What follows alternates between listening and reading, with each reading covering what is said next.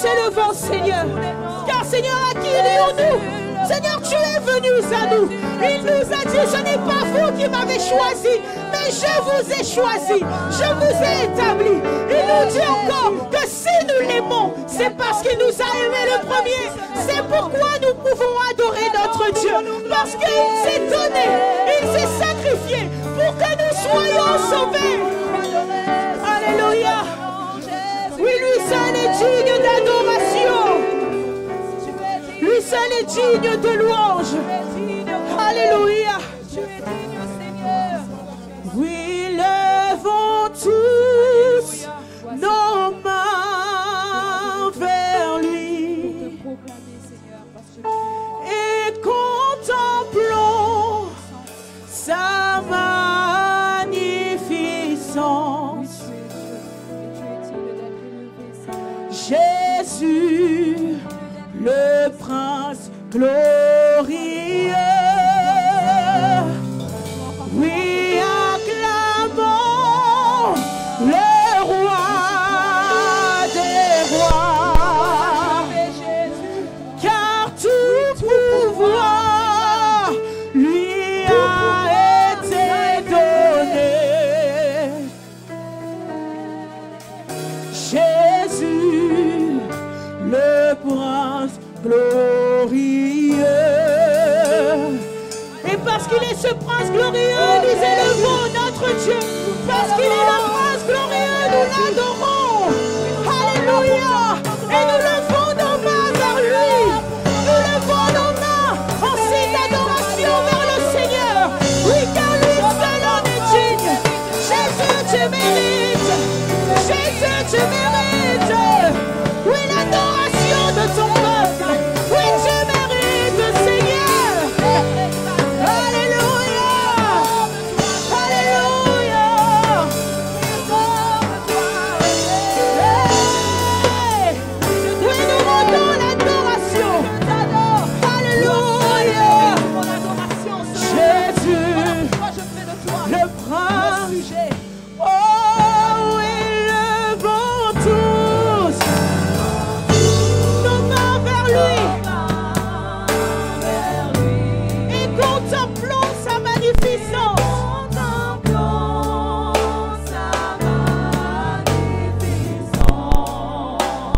Jésus, le prince glorieux.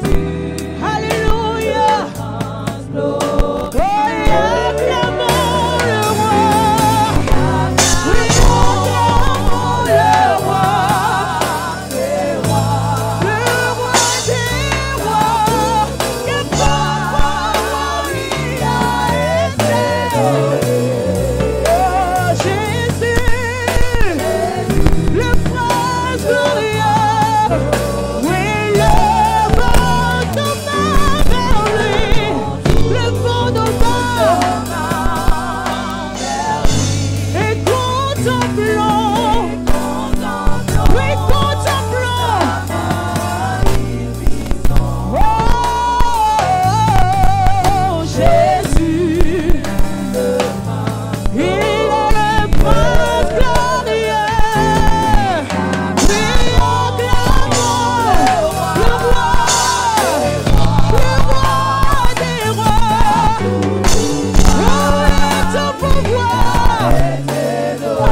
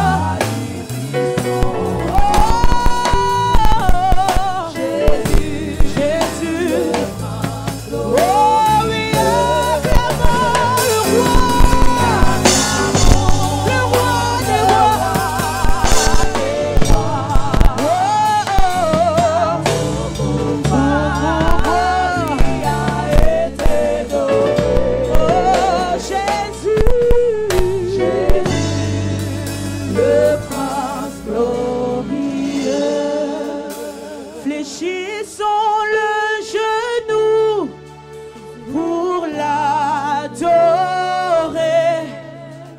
Fléchissons les genoux pour l'adorer.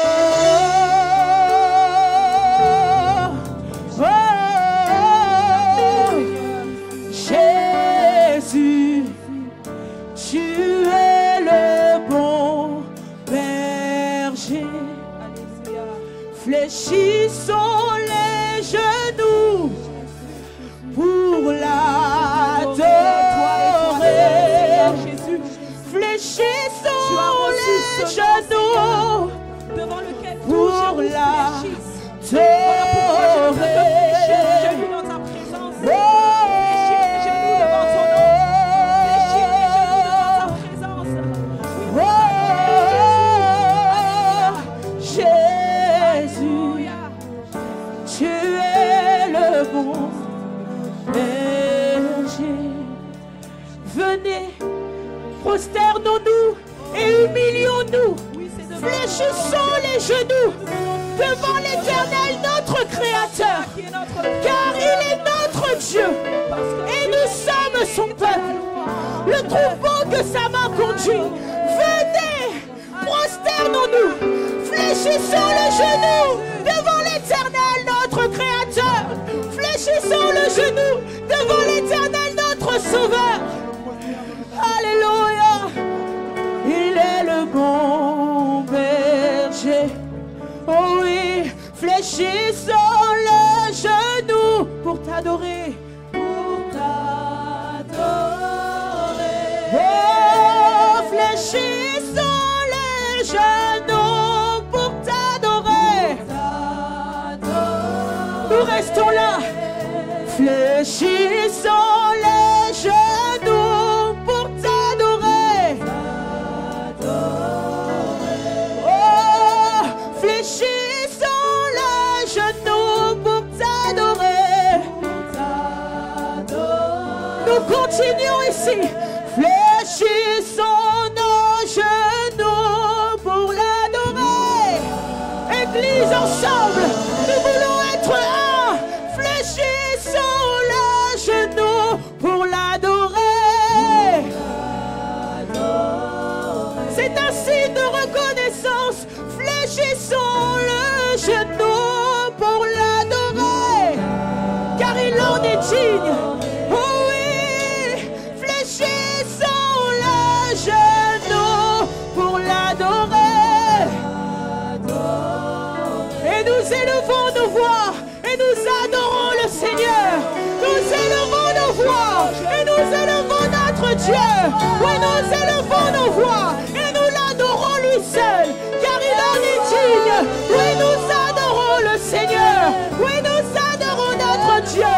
Oui, nous adorons celui qui est digne, celui qui mérite la louange, celui qui mérite l'adoration, celui qui mérite, oui, l'adoration. Lui seul est digne de recevoir la gloire. Lui seul est digne de recevoir l'honneur. Lui seul est digne. C'est pourquoi nous l'adorons lui seul, car il a reçu les noms au-dessus de tous les noms. Ce nom qui nous a été donné. Jésus, c'est devant ton nom, Seigneur. Car Seigneur, oh Dieu, devant ton nom, tout genou fléchit et toute langue confesse que tu es Seigneur. Et nous déclarons que tu es Seigneur. Nous proclamons que tu es Seigneur. Car il n'y a que toi, Jésus. Il n'y a que toi, Seigneur. Nous n'avons que toi, Seigneur. Je n'ai que toi, Seigneur. Toi le sujet de mon adoration. toi le sujet de ma louange, toi le sujet, Seigneur. Tu es le sujet de mon adoration. Seigneur, à qui irai-je, Jésus? Je n'ai que toi. À qui irai-je, Seigneur? À qui irions-nous, Seigneur? Tu as les paroles de la vie. Quel nom pouvons-nous élever? Ton nom seul nous donne la vie. Quel nom pouvons-nous célébrer? Ton nom seul nous donne la joie. Quel nom pouvons-nous élever? Jésus. Le nom de Jésus. Le nom de Jésus. Alléluia. Tu étais là dès la création. Alléluia. Fils unique de Dieu très haut. Alléluia. Les mystères de ta gloire révélés en toi, Christ, notre Seigneur. Oh, ce nom est si merveilleux. Ce nom est si merveilleux. Le nom de Jésus Christ, mon roi. Ce nom est si merveilleux. Sa beauté sans pareil. Ce nom est si merveilleux. Le nom de Jésus. Et nous disons, tu n'as pas voulu les cieux sans nous. Tu n'as pas voulu les cieux sans nous. Alors Jésus, tu es venu. Alors Jésus, tu es venu. Et Seigneur, ton amour a vaincu mon péché. Ton amour a vaincu mon péché. Non, rien ne peut nous séparer. Oui, qui me séparera de l'amour de Christ? Tu n'as pas voulu les cieux sans nous. Réalisons-le. C'est pourquoi Jésus est venu.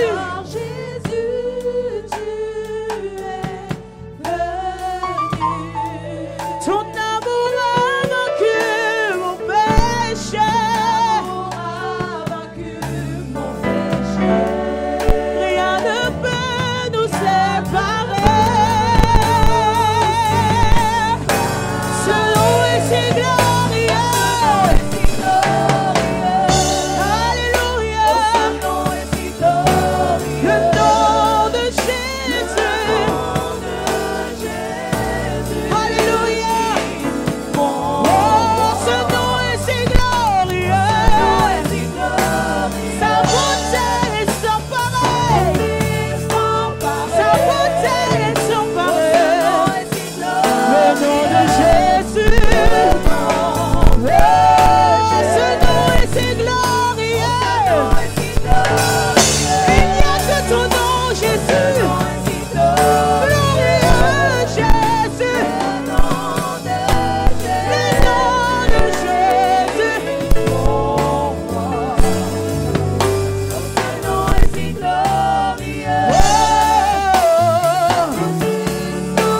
le nom de Jésus. Le nom de Jésus. Et nous élevons nos voix. Et nous crions à notre Dieu. On rend louange à son nom. Gloire à son nom. Honneur à son nom. Ce nom qui nous a été donné. Le nom de Jésus. Le nom qui nous donne la victoire. Le nom qui nous donne la paix. Le nom qui nous donne la joie. Le nom de Jésus. Oui, ce nom que nous élevons ce matin. Le nom de Jésus à qui nous rendons gloire. Jésus, oui, nous t'adorons.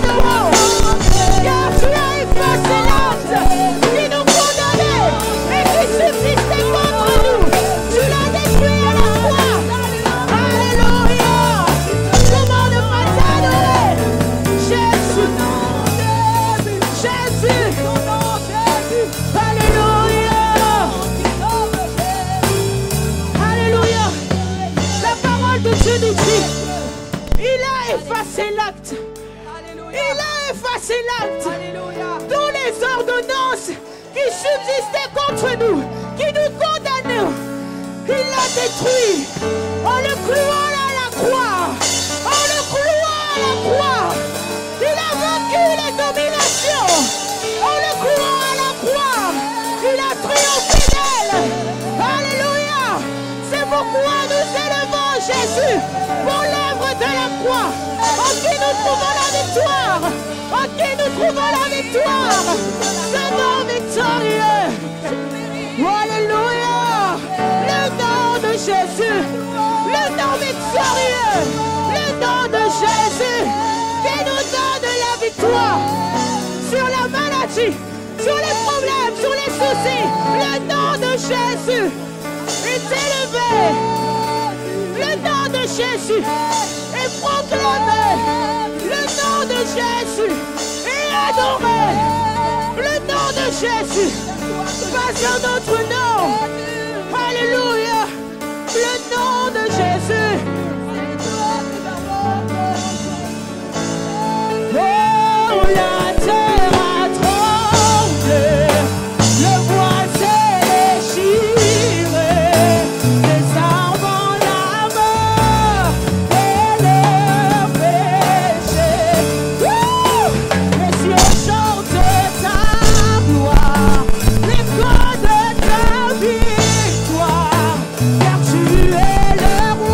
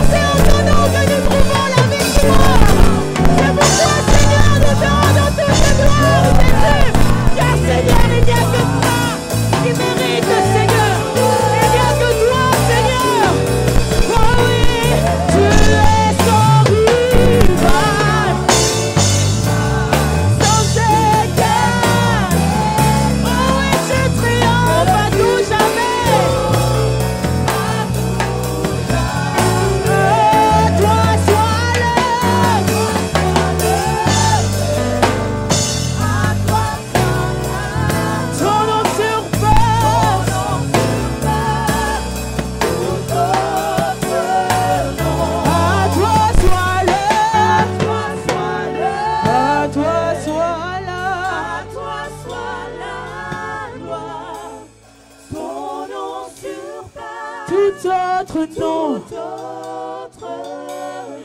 À toi soit le règne. À toi soit la gloire. Ton nom surpasse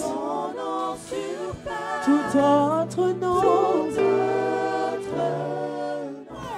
Regarde notre Dieu n'a vaincu là-bas. Que Jésus-Christ peut ressusciter. Nous l'élevons plus haut. Plus haut. En son nom, tout genou fléchit. En son nom, tout âme est sauvée. Car il a tant aimé le monde. Alléluia. Regarde notre Dieu. Que Jésus-Christ est ressuscité. Nous l'élevons. Plus haut, plus haut, plus haut, plus haut. En son nom. Nous invoquons son nom. Oh Jésus. Oh Jésus.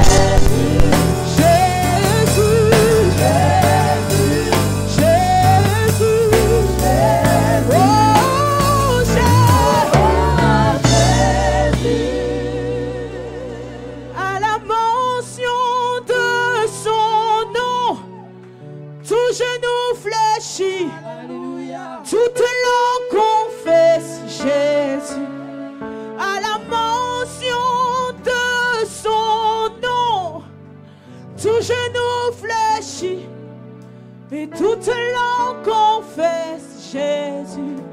Oui, sa parole nous dit, quiconque invoquera mon nom sera sauvé. Le nom de Jésus sauve. Le nom de Jésus guérit. Le nom de Jésus délivre. Il dit, si vous priez en mon nom, vous serez exaucés. C'est au nom de Jésus. Ce nom qui nous a été donné. Ce nom qui nous a été donné. Le plus beau nom de tous les noms. Le plus grand nom de tous les noms.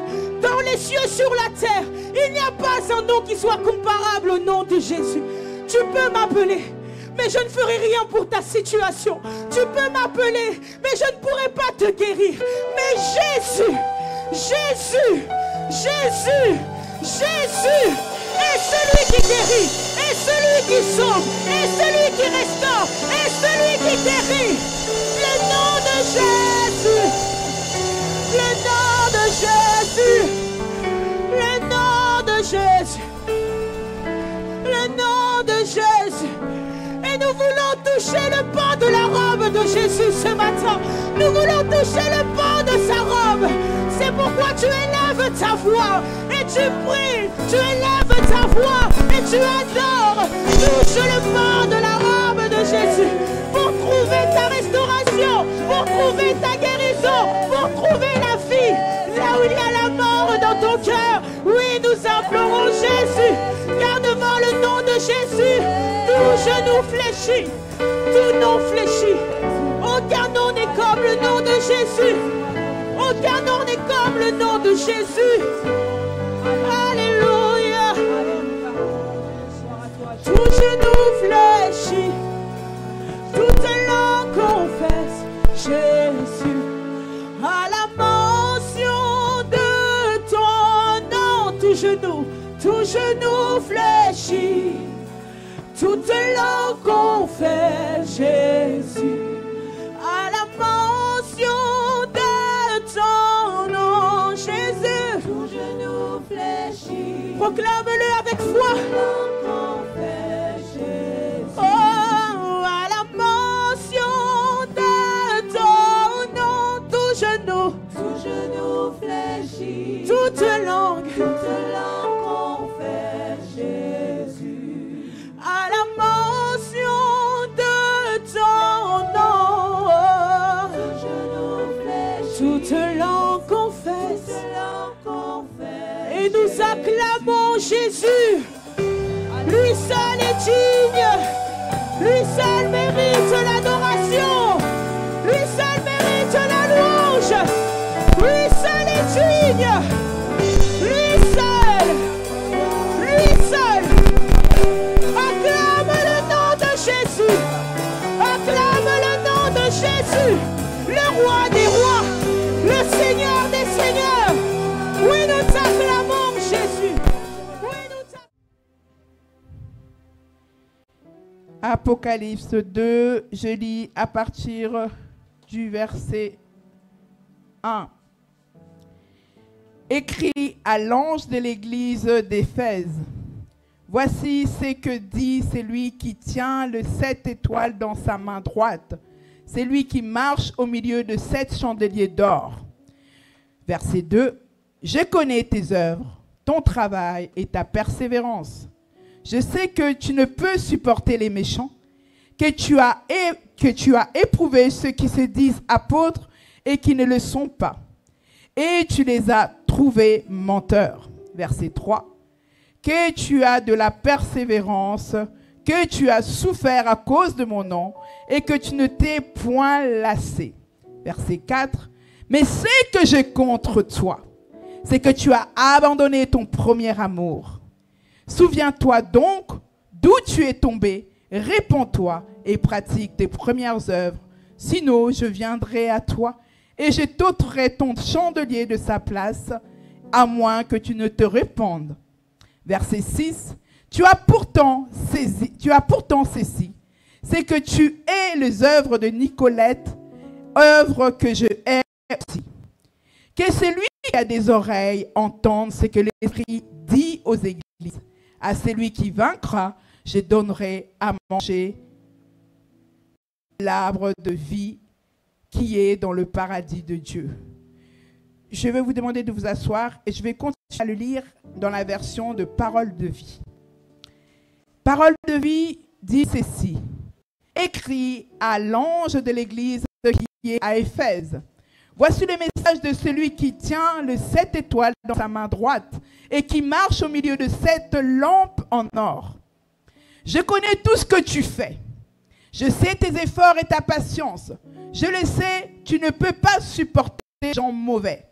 Certains disent qu'ils sont apôtres, mais ils ne le sont pas.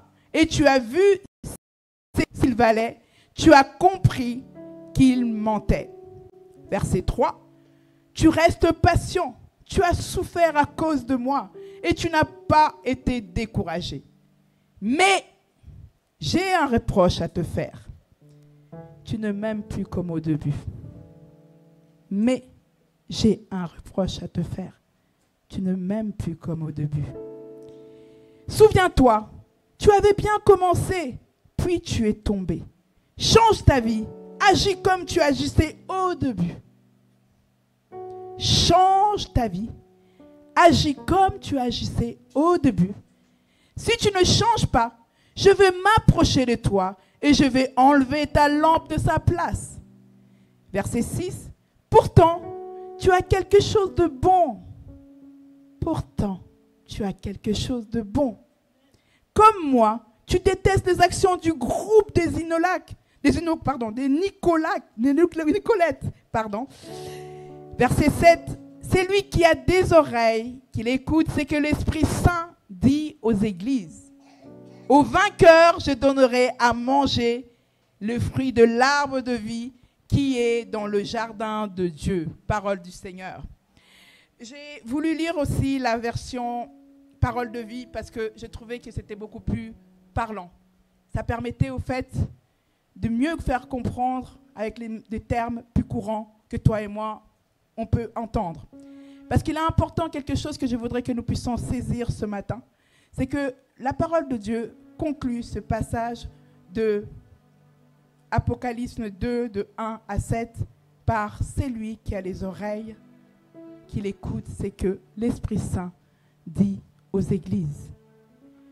C'est que le Seigneur veut que toi et moi, nous soyons disposés à écouter ce qu'il a à dire à son Église ce matin. Nous avons reçu ce thème et nous restons sur le même thème que nous avons reçu depuis 2 semaines qui nous dit « Reviens à ton premier amour ». Je vais rapidement faire un récap parce que le Seigneur nous a fait la grâce que pendant 2 semaines, nous avons largement rentré dans les détails de ce thème. Je vais tout simplement dire quelque chose de ce message que nous avons reçu. C'est que le Seigneur est venu avec une question. Cette question, c'est comment revenir à son premier amour. Et dans cette question, on a eu 2, j'ai envie de dire, directions de réponse. On nous a dit, 1, on devait sortir des mauvaises habitudes. Et 2, on devait avoir le cœur d'un enfant. Voilà comment on nous a expliqué comment on devait faire pour revenir à notre premier amour. Et l'accent a été mis sur le personnel. Quand je dis le personnel, l'accent a été mis sur cette relation personnelle que tu as avec ton Dieu. Ce qui veut dire que c'était quelque chose que tu devais t'approprier, que je devais m'approprier pour savoir comment, dans cette relation que j'ai avec le Seigneur, à un moment donné, je me suis relâchée. À un moment donné, j'ai perdu de vue mon premier amour. Et on a fait en sorte que toi et moi, nous puissions retrouver cet amour au travers de quelques de ces 2 points qui nous a été donnés. Sortir des mauvaises habitudes et avoir le cœur d'un enfant. Et ce matin, moi, je voudrais que l'accent soit mis sur l'Église. Parce que quand apôtre Jean écrit ce passage qui est inspiré de Jésus-Christ, il dit « Lettre écrite, adressée à l'Église d'Éphèse ».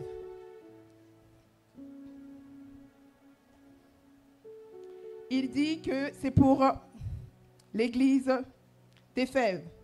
Et quand on parle d'Église, souvent on peut se dire que c'est vrai, l'Église c'est toi, l'Église c'est moi. Excusez-moi. Je voudrais te regarder quand je parle, mais je vais juste récupérer mon fichier. Voilà. Donc du coup, je disais que quand l'apôtre Jean écrit ce passage, il dit « Écrit à l'ange de l'Église d'Éphèse ». Et c'est vrai que quand on lit ce passage, on voit bien clairement qu'il s'adresse à une église. Mais il commence par dire à l'ange de l'église. Et c'est vrai que quand j'ai essayé de comprendre qu'est-ce qu'il voulait dire par l'ange de l'église, on voit plusieurs interprétations. On dit que l'ange de l'église représente le responsable de l'église. On dit que c'est l'église dans sa collectivité et dans son assemblée. Et moi, je voudrais que nous puissions retenir tout simplement que l'apôtre Jean, quand il parle à l'église d'Éphèse au travers de l'inspiration de notre Seigneur Jésus-Christ. C'est le Seigneur Jésus-Christ qui le révèle ce message pour l'église d'Éphèse. Et aujourd'hui, tu peux dire, bah oui, c'était pour l'église d'Éphèse. Nous sommes l'église évangélique, la puissance de la parole de Dieu. Qu'est-ce qu'on a à voir là-dedans? Bien-aimé, il est quelque chose d'important. Tu pourrais aussi dire la même chose quand on a dit que au travers de ce passage, reviens à ton premier amour. Et quand on te disait que c'était dans le cadre de la relation que tu avais personnellement avec ton Dieu, tu aurais pu me dire en quoi ça me concerne. Oui, quand on parle de l'Église, c'est toi. L'Église, c'est moi. Et souvent, quand on parle d'Église, on a tendance à croire que c'est les 4 coins de mur. Non, l'Église, c'est véritablement toi et c'est véritablement moi. Alors, je vais justement attirer ton attention, c'est que l'importance de ce message, c'est véritablement pour l'Église. Pourquoi j'insiste sur cela? Parce qu'on nous dit qu'on écrit à l'Église. La parole de Dieu ne dit jamais et ne choisit jamais les mots au hasard. Parce que si on disait que c'était adressé uniquement aux croyants, ça aurait été écrit tout simplement, écrit aux croyants de l'église d'Éphèse. On dit à l'église. L'église, je veux que tu comprennes, l'église. On a eu déjà une prédication en ce lieu où on nous a expliqué, au travers aussi autour de la parole, qu'est-ce qu'était une église. Et on nous a fait comprendre qu'une église était une famille. Et c'est dans cette dimension-là que je vais attirer ton attention ce matin. Je veux attirer ton attention que la parole de Dieu ce matin parle à l'Assemblée CEPPD en tant qu'une famille, en disant « Famille, qu'est-ce qui se passe? Comment tu as fait pour abandonner ton premier amour ?» C'est à l'Assemblée, la famille CEPPD que l'Éternel parle ce matin. Et au travers de cela, je voudrais tout simplement que nous puissions comprendre quelque chose. Souvent, on peut dire « Oui, c'est vrai, on parle à une famille. » Moi, je suis infidèle, je suis croyant. Qu'est-ce que l'Église a véritablement à voir avec moi?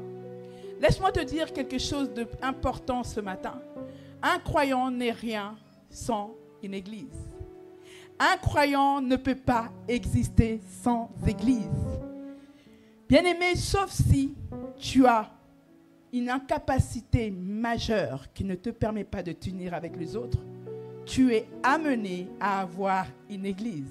Tu es amené à avoir cette famille. Donc, un croyant sans église, ça n'existe pas.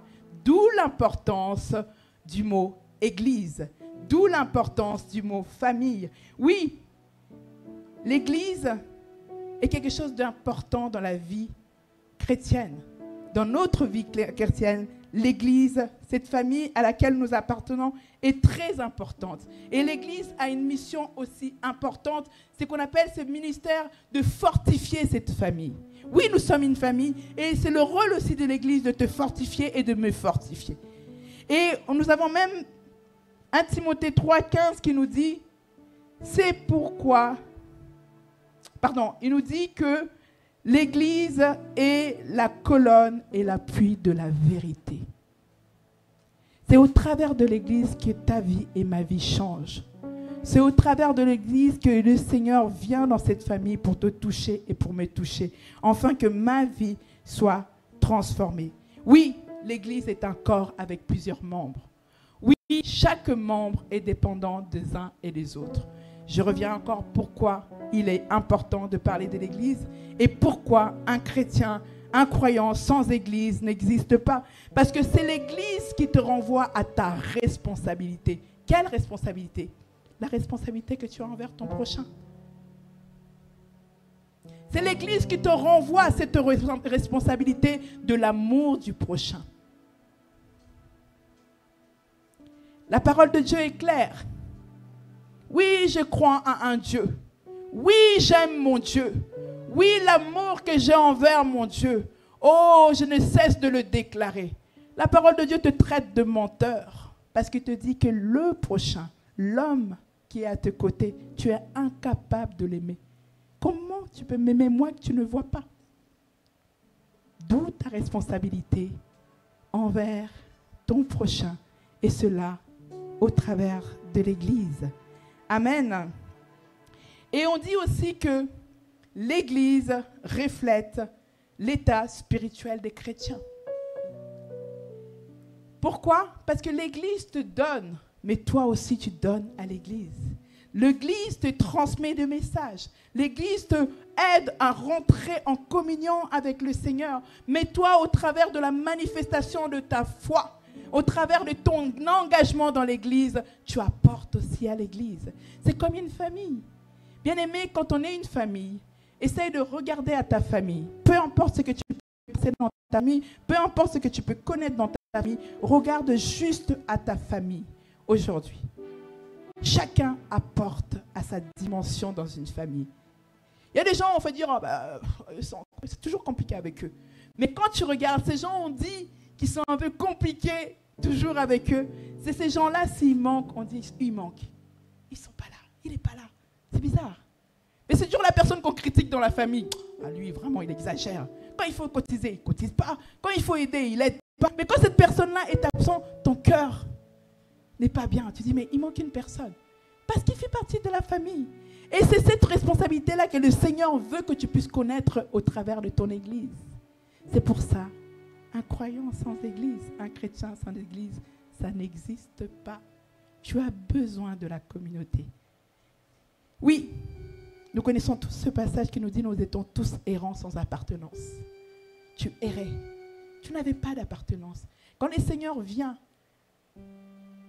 il se donne pour toi et pour moi. Il va à la croix, il verse de son sang pour que tu puisses être appelé enfant de Dieu. Vous pensez que c'était pour te laisser encore errant sans appartenance? Comment tu peux t'appartenir à un Dieu que tu ne vois pas? Un Dieu qui est invisible. Comment veux-tu voir Dieu si c'est né au travers de son Église? Pourquoi quand le Seigneur parle d'enlèvement, il ne dit pas « je viendrai t'enlever ». Qu'est-ce qu'il dit le Seigneur dans sa parole? Il viendra enlever qui? Son Église. Maintenant, si toi, le croyant, tu n'as pas d'Église, tu seras enlevé où?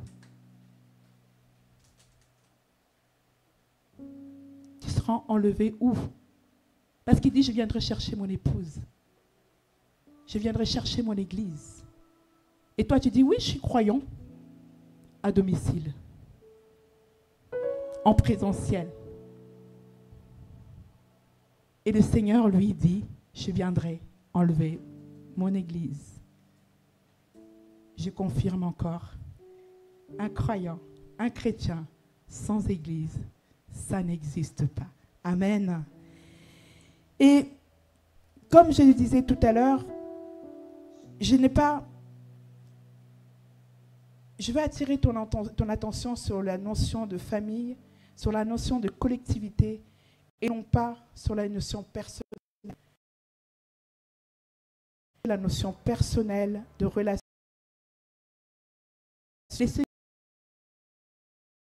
La notion de relation personnelle. Et il est aussi.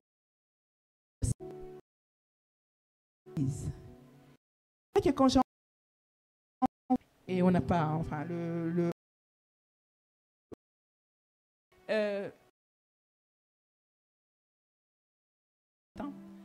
et c'est vrai que j'ai mis que les versets comme je les ai reçus. Je n'ai pas eu de point particulièrement parce qu'en fait, j'ai descendu mon message tout simplement en lisant en fait ce passage d'Apocalypse. Et moi, ce que je constate au travers de ce passage, c'est que le Seigneur parle par étapes. On a d'abord cette introduction où il dit à qui il s'adresse au travers de ce courrier, de ce message. Et c'est lui qui tient les chandeliers, c'est lui qui marche entre les 7 étoiles. Il se présente qui il est et à qui il s'adresse. Pour moi, c'est une sorte d'introduction. Et après, nous avons tous compris depuis le début de ce message, il y a 2 semaines, que le Seigneur annonce son message en 2 parties. Une première partie où il fait l'éloge de l'église d'Éphèse, et une deuxième partie où il reproche quelque chose, où il dit ce qu'il a contre cette église. Donc, 2 parties. Et on a cette conclusion qui nous rappelle que celui qui a les oreilles entende, c'est que l'Esprit a dit à l'église. Donc, je pourrais dire que oui, est-ce que ça serait 4 parties? Laissons les Seigneurs nous conduire. Amen. Et une autre précision sur l'Église, donc toujours sur la première partie, je devais l'intituler, je l'appellerai l'Église, qui nous dit que tout c'est là pour encourager chacun à jouer un rôle actif dans la vie spirituelle de son Église. Le Seigneur veut que toi et moi, nous ayons un rôle actif au sein de son Église.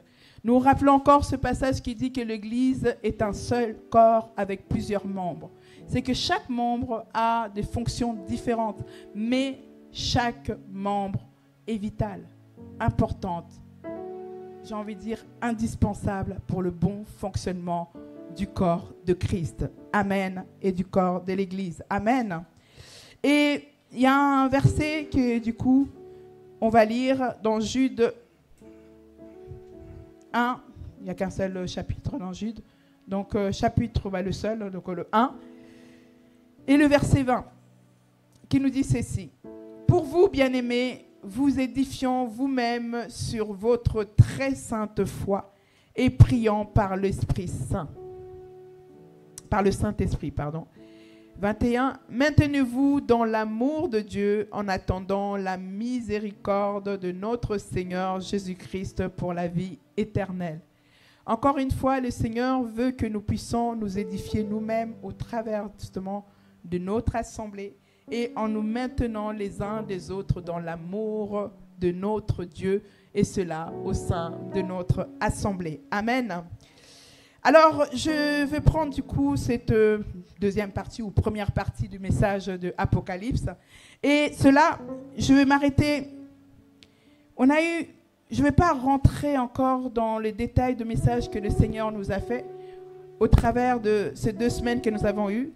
Mais sur la partie de l'éloge que le Seigneur fait à l'église d'Éphèse, je voudrais au fait m'arrêter sur 2 mots que je vais essayer d'attirer ton attention et mon attention ce matin sur ce passage. Je vais relire ce passage qui se compose de 2 versets. Et ce passage, c'est Apocalypse 2, 2 à 3. Je connais tes œuvres, ton travail, ta persévérance. Je sais que tu ne peux supporter les méchants et que tu as éprouvé ceux qui se disent apôtres et qui ne le sont pas, et que tu les as trouvés menteurs, verset 3, que tu as de la persévérance et que tu as souffert à cause de mon nom et que tu ne t'es point lassé.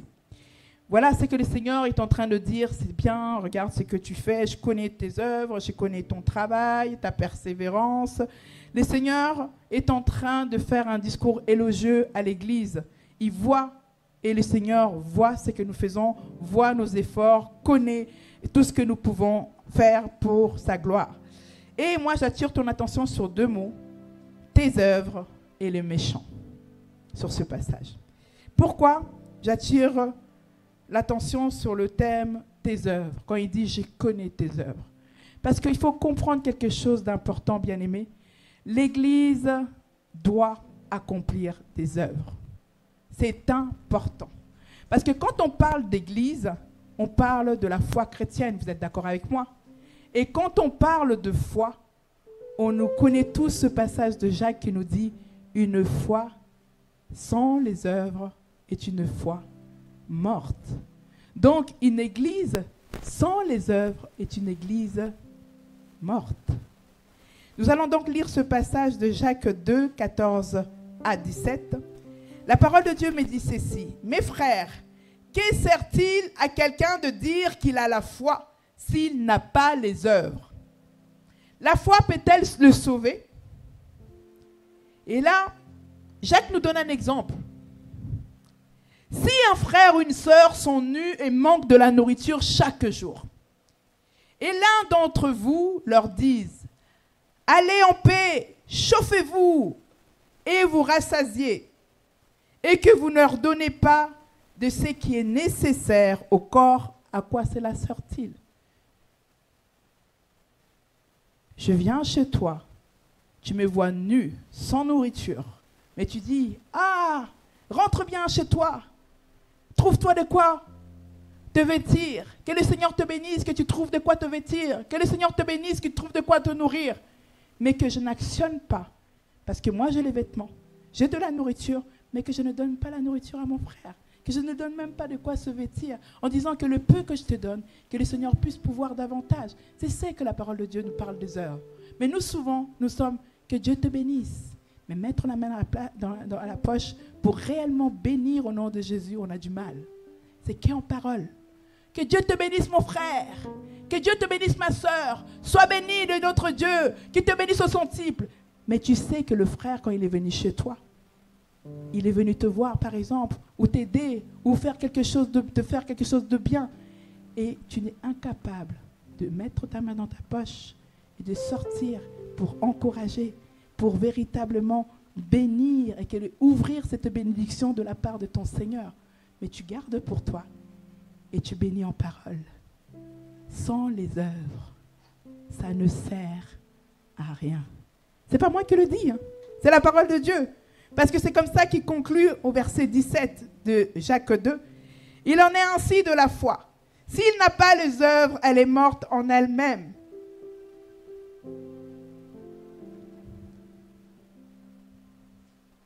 Voilà pourquoi je voulais attirer ton attention et mon attention sur l'Église doit accomplir les œuvres. Oui, l'Église doit accomplir les œuvres parce qu'il est important. Oui, c'est vrai que quand on dit une foi sans les œuvres est une foi qui est morte, on peut se dire, mais comment j'ai vraiment ma foi par rapport à mes œuvres? Mais au fait, c'est tout simplement, c'est que le Seigneur veut que tu puisses manifester ta foi. On n'est pas en train de compter les nombres de œuvres que tu es en train d'accomplir ou le bien que tu es en train de faire. Mais non, le Seigneur veut qu'une seule chose. Quand tu dis que tu crois au Seigneur Jésus-Christ, quand tu dis que tu crois à cette doctrine qui fait de toi enfant de Dieu, il y a des principes. On te parle d'amour. On te parle de l'amour, d'aimer ton Seigneur, ton Dieu, d'aimer ton prochain.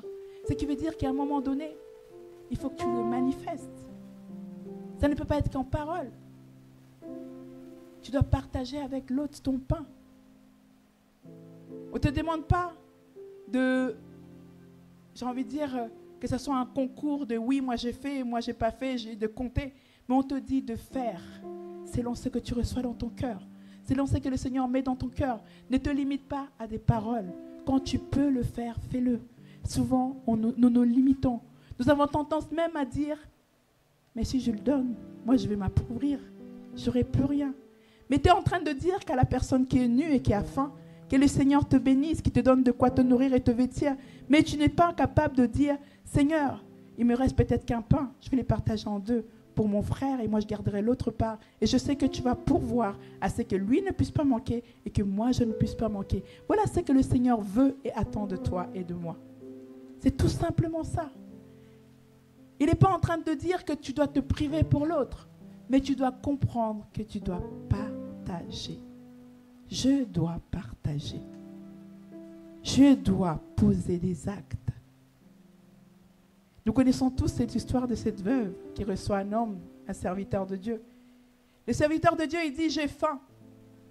Elle dit, mais qu'est-ce que j'ai? J'ai rien, un peu de farine, un peu d'huile. Mais si je fais ça pour toi, mon fils et moi, on mourra. Le serviteur, il peut dire, ah oui, pardon, excuse-moi. Bon, écoute, je vais aller frapper dans une autre maison. Quelqu'un qui a un peu plus que toi pour pouvoir me nourrir. Non, qu'est-ce qu'il a dit? Fais donc ceci. Fais pour moi. Moi, je vais manger. Et nous savons tous ce qui s'est passé. Cette femme a agi, a fait cette œuvre. Et qu'est-ce qui en est passé? On a dit que sa maison débordait. Voilà où nous conduit les œuvres, quand on a la foi. Amen. Et juste 2 passages pour pouvoir comprendre l'importance de nos actions concrètes et des bonnes œuvres. Éphésiens 2, 10 nous dit, car nous sommes son ouvrage, ayant été créés en Jésus-Christ pour des bonnes œuvres, et que Dieu a préparé d'avance, afin que nous les pratiquions. Il les a préparés d'avance. C'est que ça veut dire que tu es dans cette capacité. Tu as cette capacité en toi de pratiquer des bonnes œuvres. Ce n'est pas quelque chose qui n'est pas à ta portée ou quelque chose qui est très éloigné de toi. C'est quelque chose que tu es capable de faire parce que le Seigneur l'a préparé d'avance pour toi et moi. Amen. Et la parole de Dieu continue par le Matthieu 5, 16 pour nous dire que votre lumière luise ainsi devant les hommes, afin qu'ils voient vos bonnes œuvres et qu'ils glorifient votre Père qui est dans le cieux.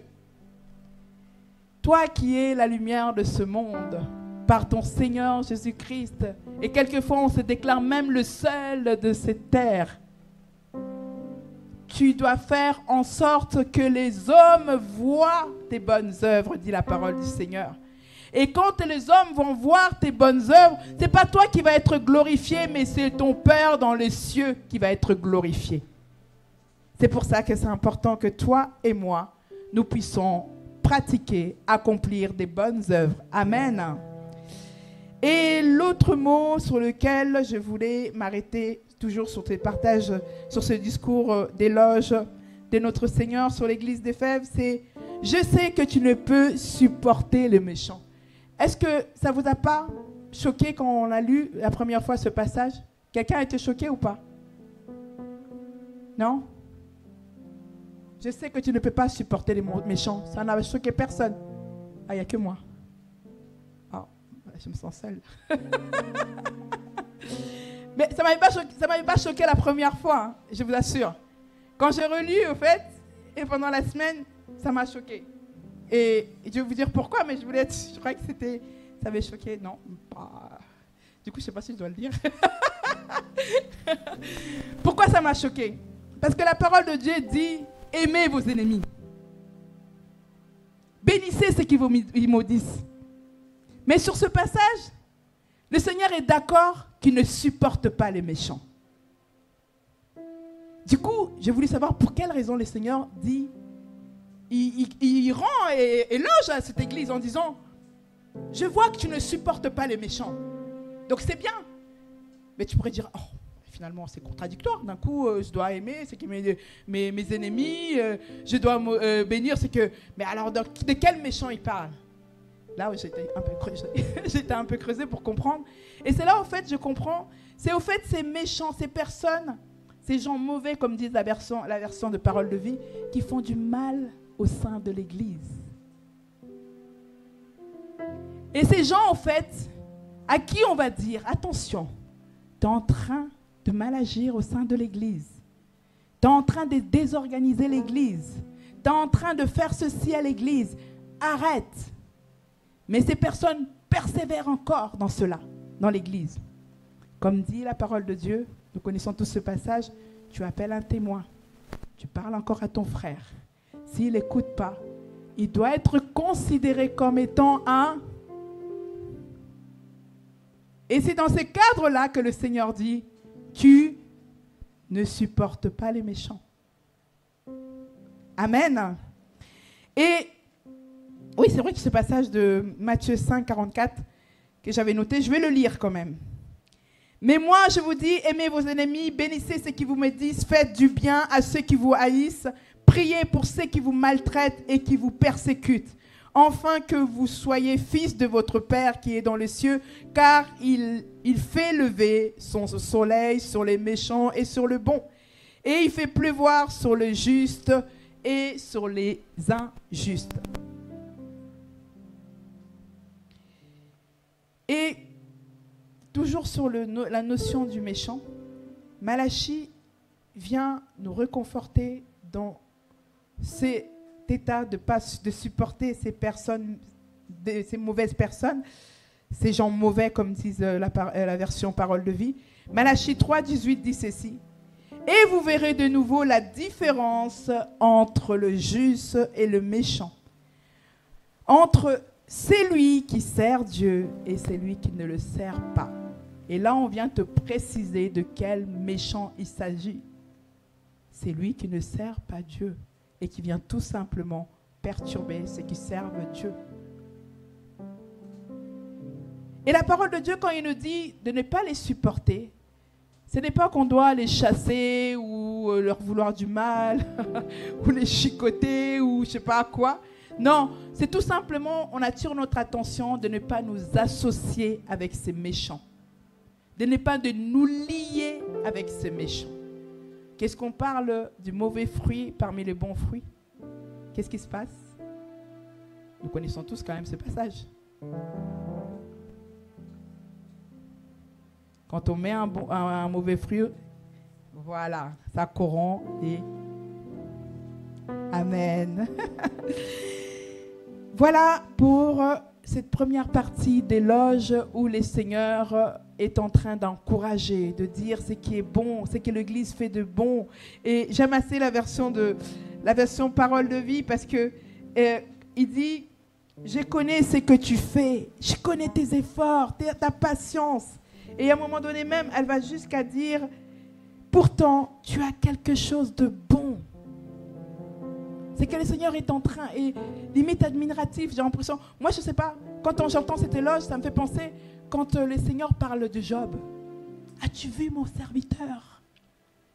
Et j'avais l'impression, en fait, cette partie-là, quand il décrivait, au fait, l'église d'Éphèse, c'est comme s'il était en train de faire la même déclaration, la même admiration qu'il faisait sur Job. Je connais tes œuvres.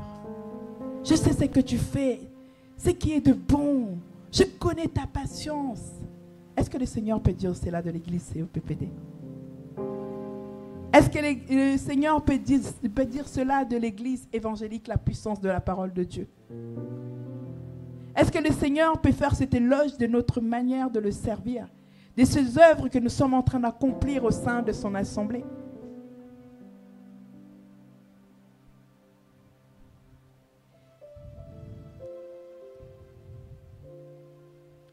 Deuxième partie.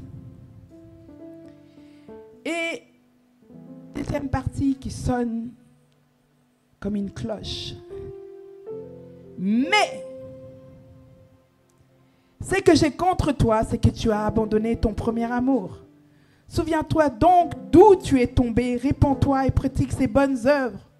Sinon, je viendrai à toi et j'ôterai ton chandelier de sa place, à moins que tu te répandes. Et j'aime assez la version Parole de vie qui dit « Mais j'ai un reproche à te faire. » De l'autre côté, on dit « Tu as abandonné ton premier amour. » Et de l'autre côté, on dit « Tu ne m'aimes plus comme au début. » Qu'est-ce qui s'est passé? Pourquoi tu n'aimes plus ton Seigneur comme au début, Église COPPD? Qu'est-ce qui s'est passé, Église COPPD, pour que tu abandonnes ton premier amour?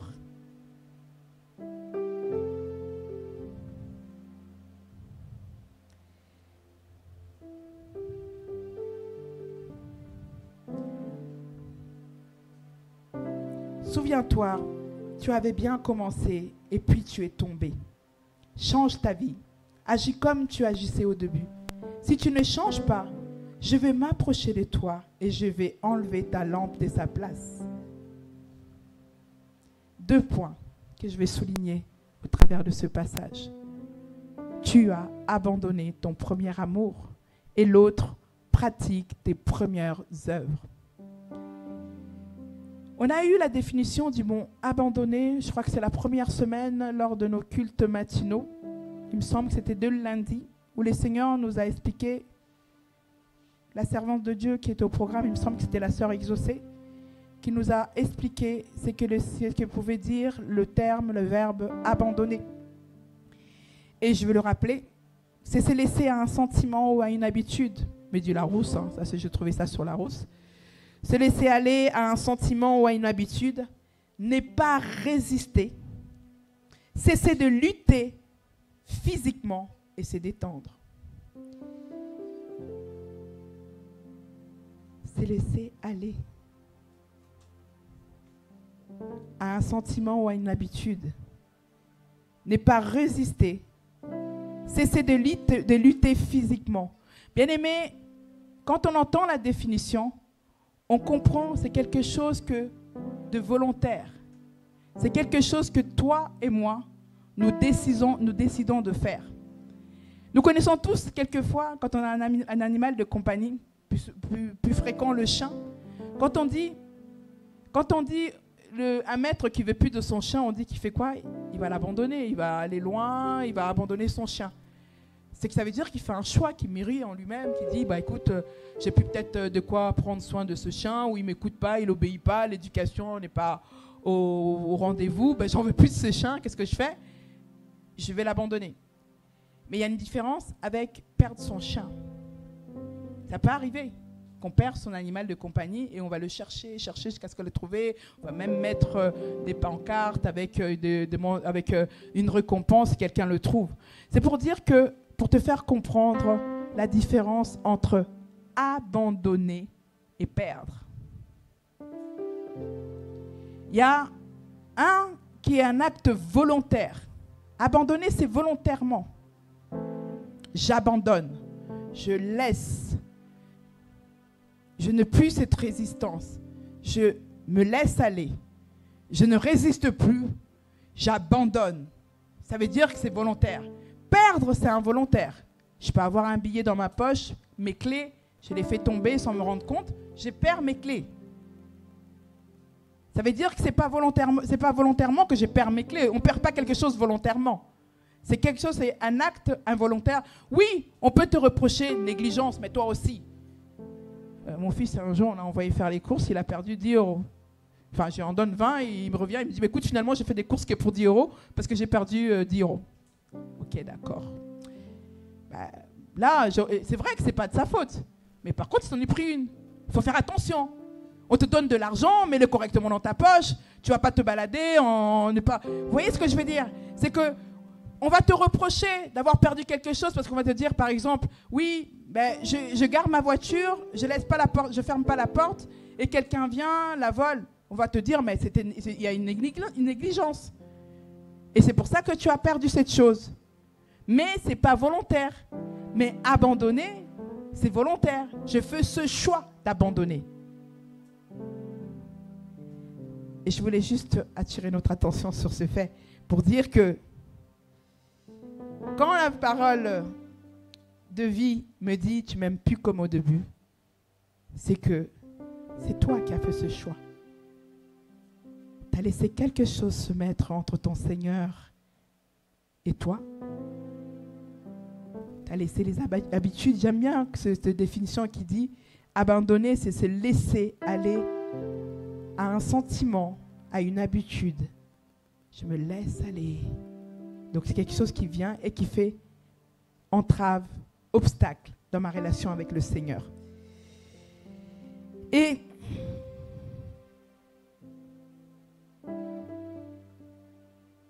le premier amour. Abandonner le premier amour. Bien-aimés, j'ai parlé tout à l'heure de l'Église comme étant une famille.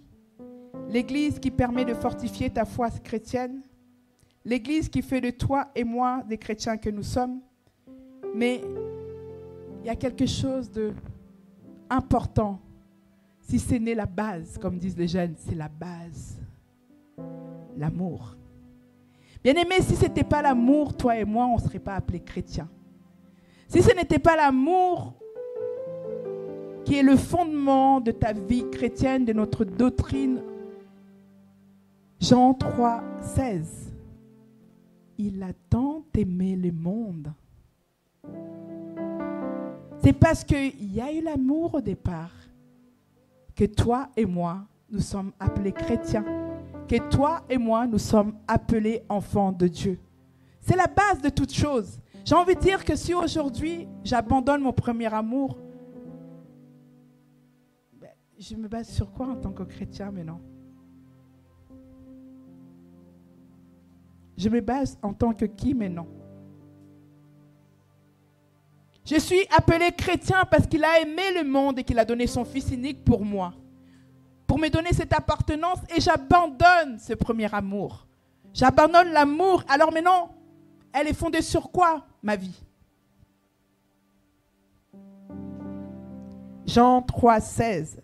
Dieu a tant aimé le monde qu'il a donné son Fils unique, afin que quiconque croit en lui ne périsse point, mais qu'il ait la vie éternelle.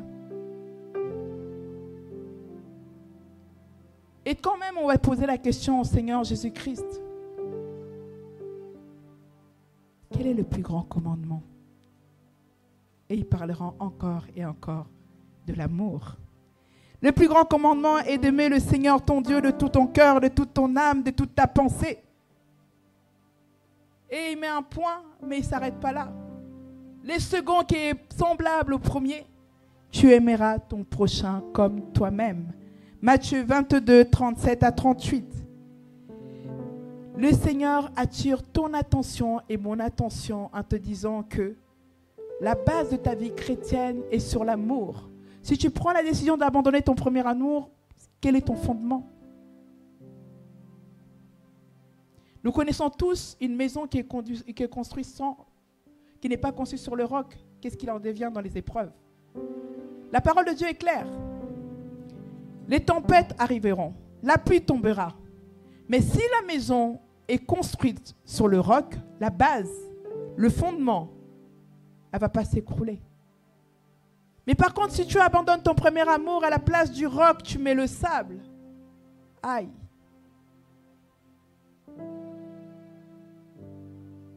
Quand la tempête viendra, quand la pluie viendra, la maison va s'écrouler. C'est pour ça que le Seigneur te recommande et me recommande de revenir à notre premier amour, pour que nous puissions véritablement construire notre relation sur le roc qui est notre Seigneur Jésus-Christ. Amen. Et c'est vrai que quand on lit ce passage de Jean, on se dit, mais le Seigneur, au début de ce passage, quand il parle de, oui, toutes les bonnes œuvres, toutes les bonnes choses qui faisaient l'Église, la persévérance, on peut se poser la question, mais comment on est capable de faire ces choses, mais on abandonne son premier amour? Moi, je dirais, on pourrait même se dire quelquefois, en fait, oh mais non, c'est impossible. Si tu n'aimes pas, tu ne fais pas. Je t'ai dit non. Je t'ai dit non. Je t'ai dit non.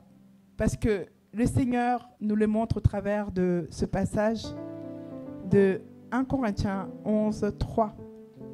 Si je sacrifiais tous mes biens jusqu'à ma vie pour les autres, pour aider les autres, au point de pouvoir m'en vanter, sans l'amour, cela me servirait à rien, de rien. Ce qui veut dire qu'on est capable de faire des choses pour notre propre intérêt et pas par amour. Si on prend l'exemple d'un couple, on a des couples qui ont 40 ans de mariage, 20 ans, 30 ans, 50 ans de mariage. Ils sont toujours ensemble, mais il n'y a plus d'amour. On vit par habitude, on vit pour les enfants.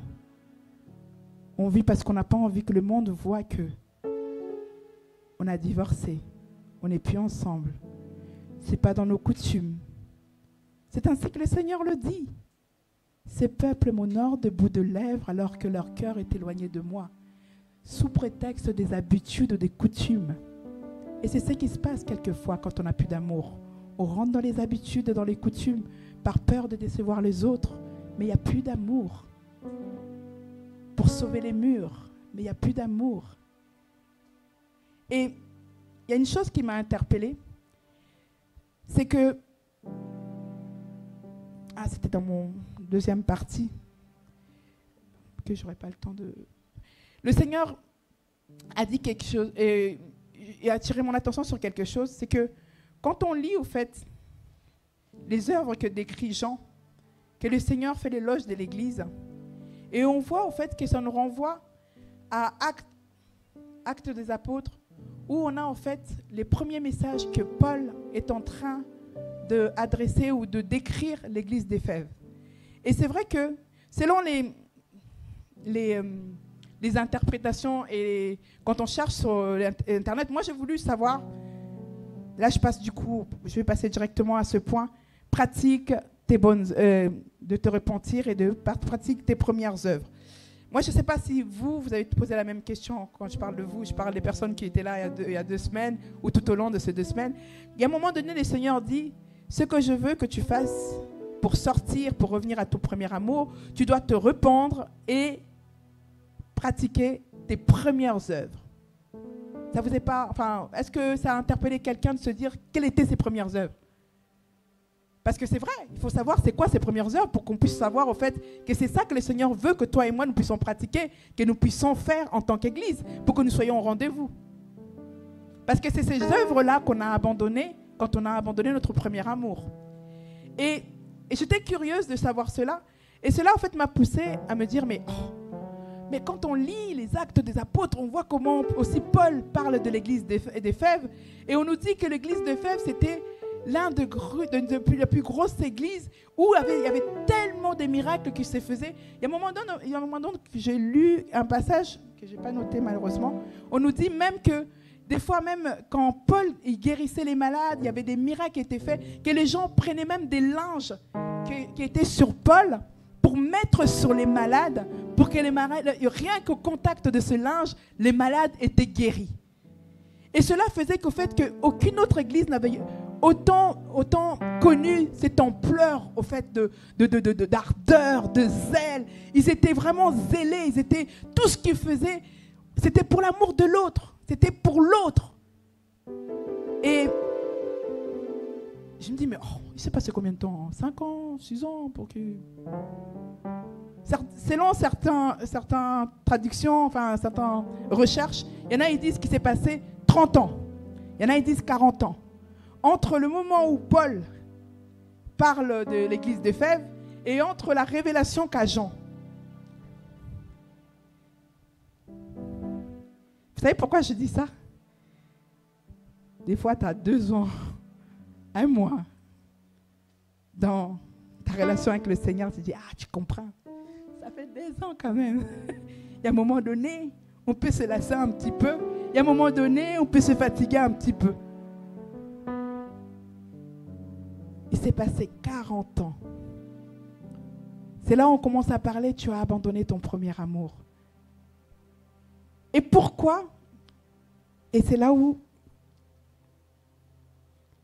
on va prendre Éphésiens 1. J'ai pris la version Semeur.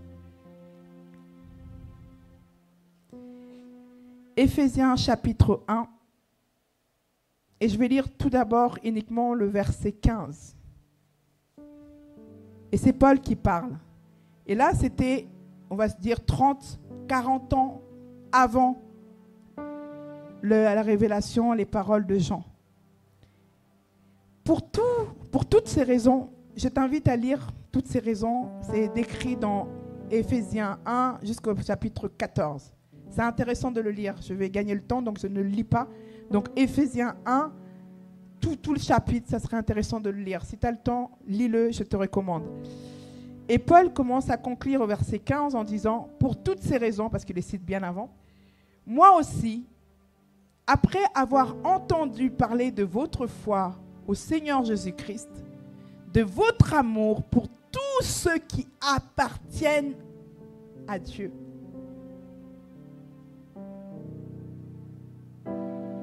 pour votre foi et pour votre amour pour tous qui appartiennent à Dieu. La notion de famille, d'église. Et pourquoi? C'est que le Seigneur dit, c'est ça que l'église de Fèves avait abandonné. Elle persévérait. Elle était là en train de travailler. Elle était là en train de faire... d'avoir de la persévérance. Elle ne supportait pas les gens qui mettaient de troubles dans l'église. Mais à un moment donné, quand on lit dans tout ce qu'au fait on peut lire comme étant éloge, le travail qu'ils faisaient, les œuvres qu'ils étaient en train d'accomplir, nullement on nous dit, vous faisiez du bien aux autres. Vous aimez ce qui appartenait au Seigneur Jésus-Christ. C'est ça qui manquait. C'est pour ça que le Seigneur il dit, j'ai un reproche à te faire. Ce reproche, c'est que tu as délaissé d'aimer ton prochain. Tu as laissé la base qui est ce que tu dois faire. Ce n'est pas pour toi, mais c'est pour l'autre. Parce que quelquefois, quand on parle d'abandonner son premier amour, on a toujours tendance à dire, oui, on ne parle que de notre Seigneur Jésus-Christ. On parle de notre Dieu. Quand on parle de premier amour, c'est mon amour pour Dieu. Le Seigneur est en train de me dire qu'il y a un problème dans ma relation avec lui. Point. Menteur, dit la parole de Dieu. Comment tu peux m'aimer moi que tu ne me vois pas?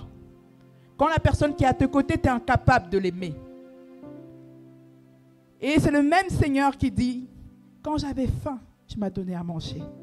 Quand j'avais soif, tu m'as donné à boire. Quand j'avais froid, tu m'as donné de quoi me vêtir. Et les apôtres et les disciples ont posé la question, mais à quel moment on t'a fait cela? C'est quand vous le faites aux uns et aux autres. Parole du Seigneur. Je vais m'arrêter là.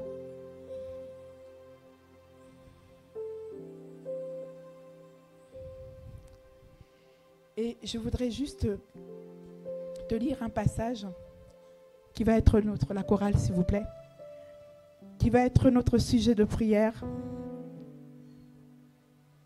que je laisserai du coup pasteur conduire. Je vais juste lire ce passage d'Éphésiens 4, versets 1 à 5, qui me dit ceci. J'ai pris la version Semeur. Et j'aime assez la version Semeur parce qu'elle donne des fois des titres au passage.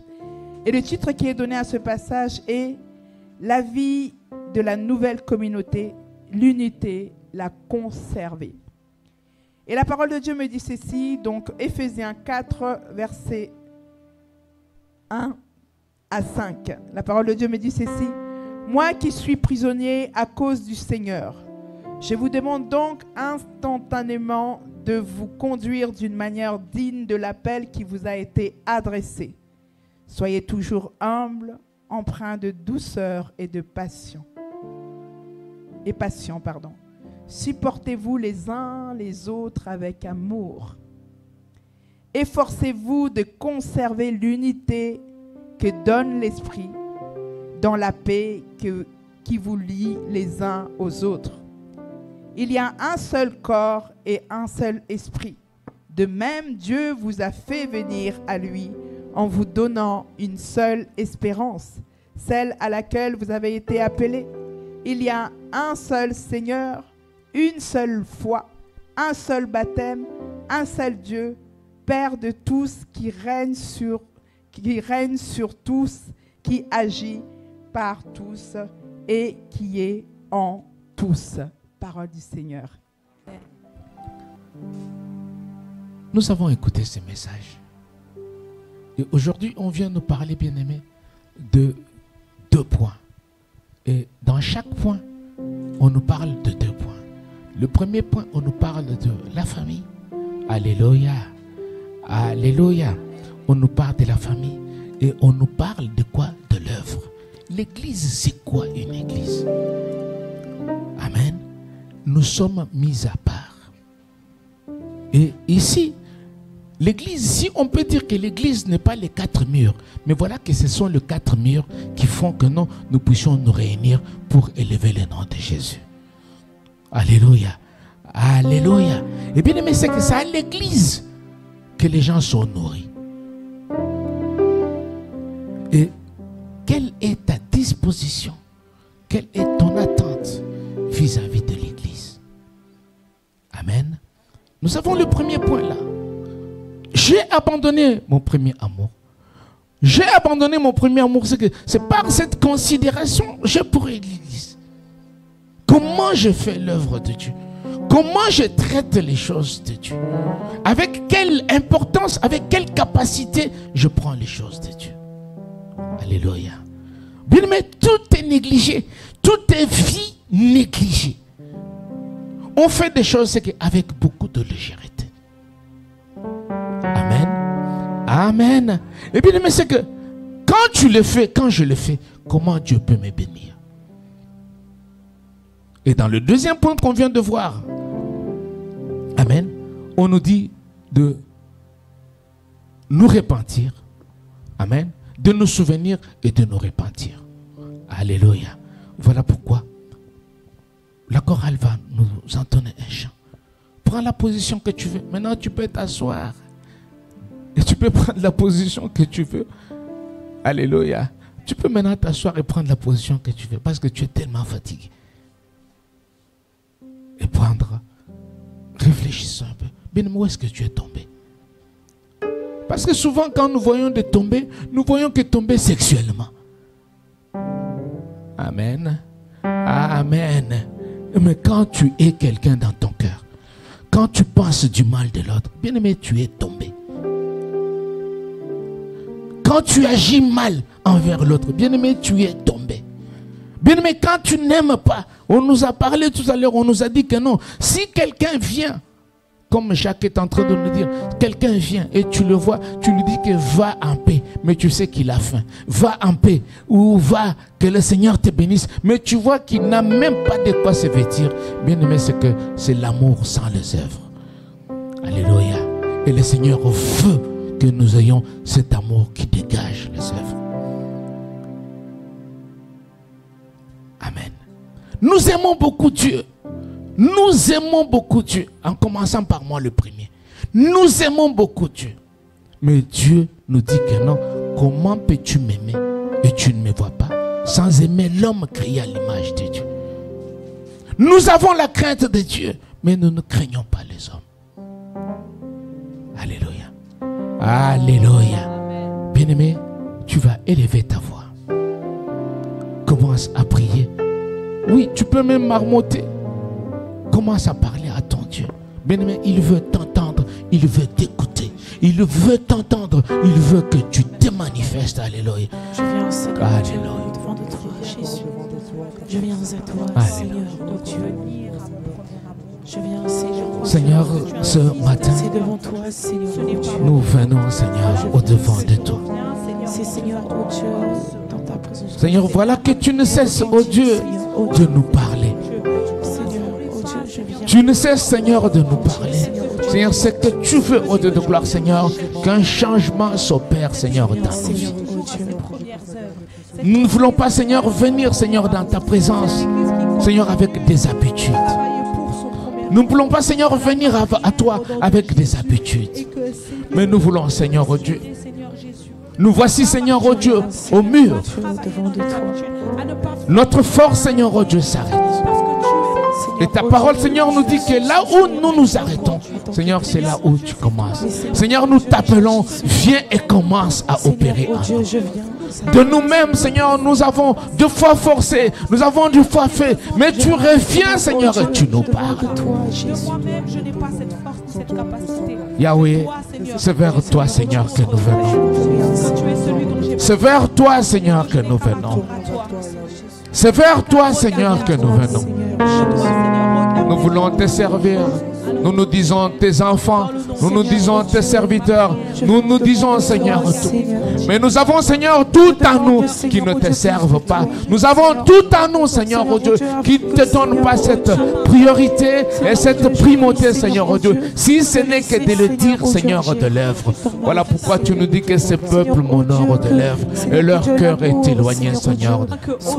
Seigneur, combien, Seigneur, oh Dieu, nous nous sommes occupés de nous et nous avons, Seigneur, abandonné, Seigneur, ton œuvre. Combien, oh Dieu, nous nous sommes comportés, Seigneur, comme de méchants, Seigneur, dans ton assemblée. Combien nous nous sommes comportés comme de méchants. Seigneur, un méchant, c'est celui qui s'éloigne de toi. Un méchant, c'est celui qui éloigne les autres de toi. Un méchant, c'est celui qui parle du mal de l'autre. Un méchant, Seigneur, c'est celui qui n'aime pas. Voilà pourquoi, Seigneur, nous venons, Seigneur, à toi. Combien, Seigneur, oh Dieu, ne le sommes-nous pas, mais dans ta maison. Combien ne le sommes-nous pas, mais dans ta maison. Combien, Seigneur, oh Dieu, nous ne critiquons pas. Combien nous ne parlons pas du mal. Combien, Seigneur, oh Dieu, nous n'approuvons pas les autres. Combien, Seigneur, nous n'aimons pas les autres. Seigneur, ce matin, Seigneur, oh Dieu, tu nous as encore, Seigneur, parlé. Oui, Seigneur, nous pouvons bien nous rappeler, Seigneur, de là où nous sommes tombés. Pardonne-moi, Seigneur Jésus. Bien nous rappeler, Seigneur, de là où nous sommes tombés. Bien nous rappeler, Seigneur, oh Dieu, de là où, Seigneur, oh Dieu, nous avons perdu ce premier amour. Mais nous venons, Seigneur, à toi.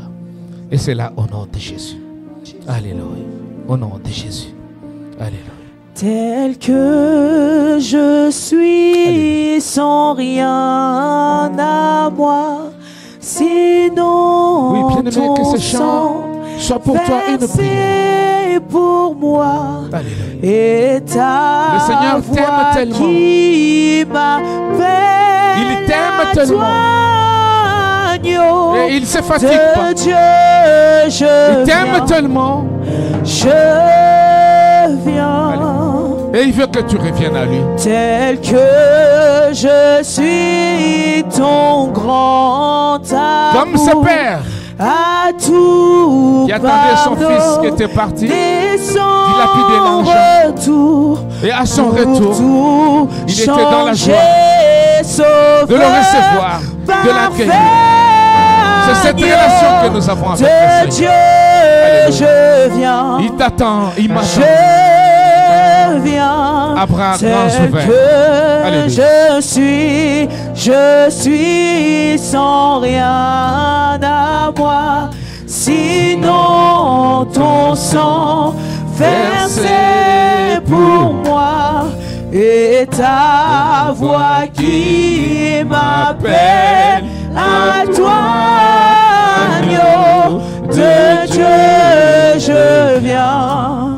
je viens tel que je suis, tel que je suis, sans rien à moi, sans rien à moi. Oh, sinon ton sang versé pour moi et ta voix qui m'appelle à toi, agneau de Dieu, je viens, je viens. Nos bras sont levés, nos bras sont levés, alléluia.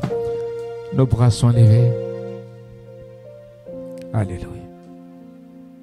Nos bras sont levés. Oui, ces bras sont levés en signe d'abandon.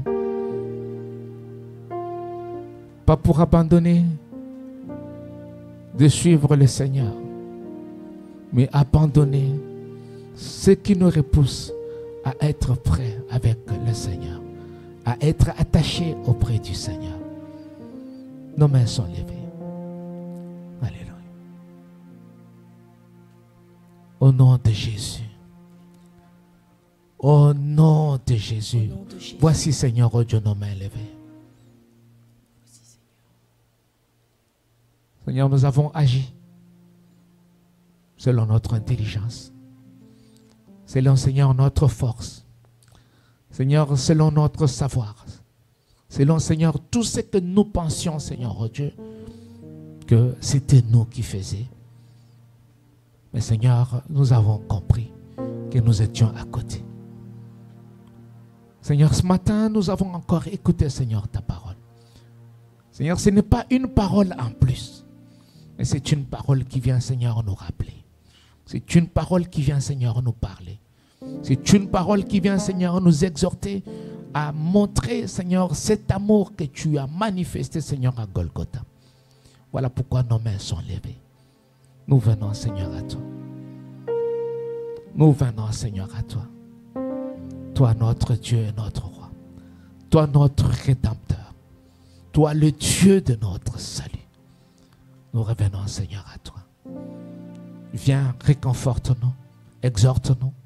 Viens, Seigneur, marche avec nous. Prends-nous, Seigneur, par la main. Voilà que nos mains sont levées. Prends-nous par la main et marche avec nous. Va avec nous au-delà, Seigneur, de notre attente.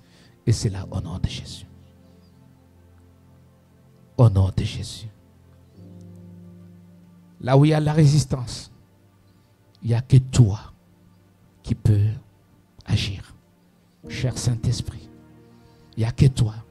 Ce n'est pas par la parole des hommes, mais il n'y a rien que ta parole. Viens, Seigneur, oh Dieu, agis. Et c'est là au nom de Jésus. Amen. Que Dieu vous bénisse.